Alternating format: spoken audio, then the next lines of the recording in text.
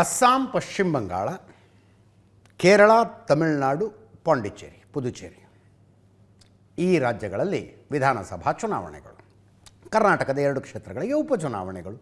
ದಾವಣಗೆರೆ ದಕ್ಷಿಣ ಮತ್ತು ಬಾಗಲಕೋಟೆ ಅಲ್ಲೂ ಭರ್ಜರಿ ಪ್ರಚಾರ ನಡೀತಾ ಇದೆ. ದಾವಣಗೆರೆ ದಕ್ಷಿಣದಲ್ಲಿ ಮುಖ್ಯಮಂತ್ರಿಗಳು, BJPಯ ಕಡೆಯಿಂದ ಮಾಜಿ ಮುಖ್ಯಮಂತ್ರಿಗಳು, ಭರ್ಜರಿ ಇತ್ತು ಪ್ರಚಾರ. ಬಾಗಲಕೋಟೆ ಪ್ರಚಾರ ಮುಗಿಸಿಕೊಂಡು ಮುಖ್ಯಮಂತ್ರಿಗಳು ದಾವಣಗೆರೆಗೆ ಬಂದಿದ್ದಾರೆ. ದಾವಣಗೆರೆ ಪ್ರಚಾರ ಮುಗಿಸಿಕೊಂಡು ಉಪಮುಖ್ಯಮಂತ್ರಿಗಳು ಬಾಗಲಕೋಟೆಗೆ ಹೋಗಿದ್ದಾರೆ. ಇನ್ನೊಂದು ಕಡೆ ಬಾಗಲಕೋಟೆಯಲ್ಲಿ BJP ರಾಜ್ಯಾಧ್ಯಕ್ಷ ವಿಜಯೇಂದ್ರ ಅವರು ಭರ್ಜರಿ ಪ್ರಚಾರ ನಡೆಸ್ತಾ ಇದ್ದರೆ, ಯಡಿಯೂರಪ್ಪನವರು, ಬೊಮ್ಮಾಯಿ ಅವರೆಲ್ಲ ದಾವಣಗೆರೆಯಲ್ಲಿ ಪ್ರಚಾರ ನಡೆಸ್ತಾ ಇದ್ದಾರೆ. ಮುಖ್ಯಮಂತ್ರಿಗಳು ಬೆಳಗ್ಗೆ 11:30 ನಾಗನೂರು ಗ್ರಾಮದಲ್ಲಿ ಒಂದು ರೋಡ್ ಶೋ ಮಾಡಿದ್ರು. 12ಕ್ಕೆ ಶಿರಮಗೊಂಡನಹಳ್ಳಿಯಲ್ಲಿ ರೋಡ್ ಶೋ, 12:15 ಕಲ್ಲು ಗ್ರಾಮದಲ್ಲಿ ರೋಡ್ ಶೋ, ಹಳೆ ಬೆಳವನೂರಂತೆ, ತುರ್ಚಘಟ್ಟ, ಹದಡಿ ಗ್ರಾಮದಲ್ಲಿ ಬಹಿರಂಗ ಸಭೆ.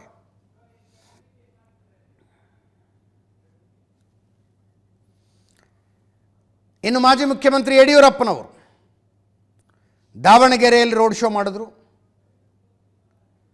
ಸರಣಿ ಸಭೆಗಳನ್ನು ನಡೆಸಿದ್ರು, ಗ್ರಾಮೀಣ ಪ್ರದೇಶಗಳಲ್ಲಿ ಪ್ರಚಾರ ನಡೆಸಿದ್ರು. ಇಬ್ಬರು ಮಾತಾಡಿದ್ದಾರೆ, ಕೇಳಿಸ್ಕೊಳ್ಳಿ.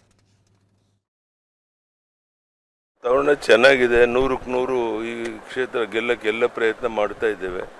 ಗೆಲ್ತೇವೆ ಅನ್ನೋ ವಿಶ್ವಾಸ ಇದೆ. ನಮ್ಮ ಅಭ್ಯರ್ಥಿ ಬಗ್ಗೆ ಒಳ್ಳೆ ವಿಶ್ವಾಸ ಇದೆ.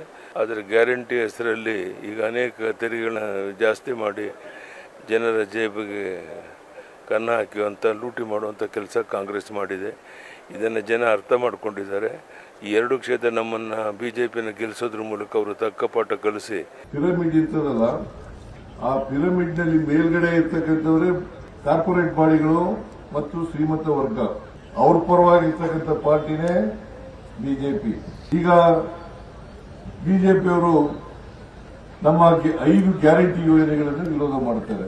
ಯಾಕೆ ಮಾಡ್ತಾರೆ ಅಂತಂದ್ರೆ, ಅವರು ಬಡವರ ವಿರೋಧಿಗಳು. ಎಲ್ಲ ವರ್ಗದ ಜನರಿಗೆ ಅವರೆಲ್ಲರಿಗೂ ಕೂಡ ಗ್ಯಾರಂಟಿ ಯೋಜನೆಗಳನ್ನ ಜಾರಿ ಮಾಡತಕ್ಕಂಥ ಕೆಲಸವನ್ನ ಮಾಡಿದ್ದೀವಿ. ಸಾಲದ ರಾಮಯ್ಯ ಅಲ್ಲ, ನಾನು ಅನ್ನದ ರಾಮಯ್ಯ. ಬಿಜೆಪಿಯವರಿಗೆ ನಾಚಿಕೆ, ಮಾನ, ಮರ್ಯಾದೆ ಏನಾದ್ರು ಇದೆಯಾ? ನರೇಂದ್ರ ಮೋದಿ ಅವರು ಎಷ್ಟು ಸಾಲ ಮಾಡಿದ್ದಾರೆ ಗೊತ್ತಾ ನಿಮ್ಗೆ?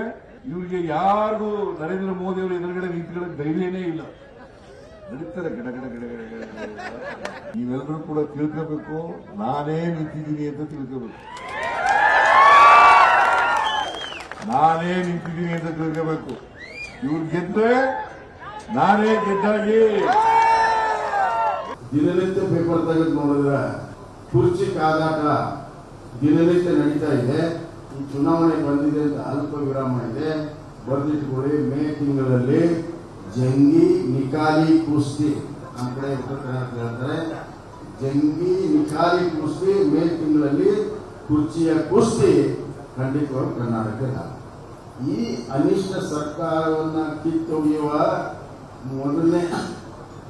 ಮೊದಲನೆಯ ಪ್ರಯತ್ನ ಅವಕಾಶ ನಿಮಗೆ ಬಂದಿದೆ.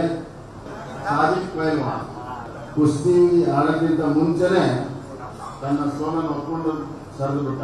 ಈ ನಮ್ಮ ಪೈಲ್ವಾನ್ ಶ್ರೀನಿವಾಸ್ ಅಕಾಲದಿಂದ ಏನು ಸರಿಯಲ್ಲ, ಬೇಕಾದಾಗ ಒಂದು ಕೈ ನೋಡಿ ಬಿಡೋಣ. ಆ ಕಡೆ ಬಾಗಲಕೋಟೆಯಲ್ಲಿ DK ಶಿವಕುಮಾರ್ ಅವರು ಇವತ್ತು ಪ್ರಚಾರಕ್ಕೆ ಇಳಿದ್ರು. ವಿಜಯೇಂದ್ರ ಅವರು ಅಲ್ಲೇ ಇದ್ಕೊಂಡು ಪ್ರಚಾರ ಮಾಡ್ತಾ ಇದ್ದಾರೆ. ಅವ್ರಿಗೂ ಮಾತಿಗೆ ಮಾತು ಹತ್ತಿತ್ತು, ಕೇಳಿಸ್ಕೊಳ್ಳಿ.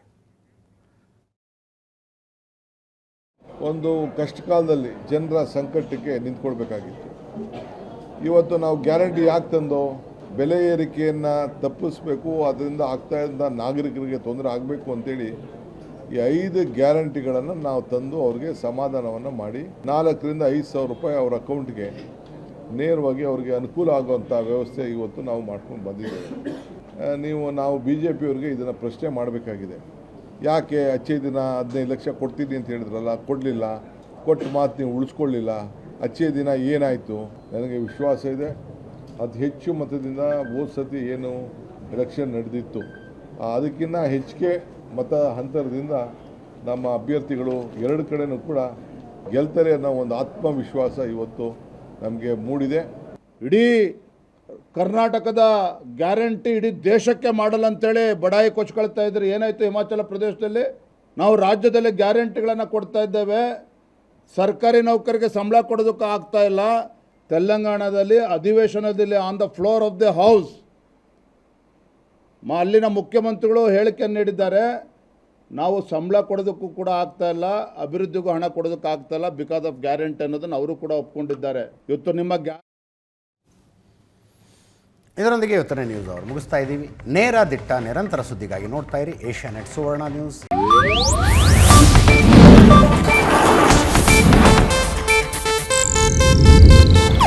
ಇದು ಏಷ್ಯಾನೆಟ್ ನ್ಯೂಸ್ ನೆಟ್ವರ್ಕ್ ಪ್ರಸ್ತುತಿ.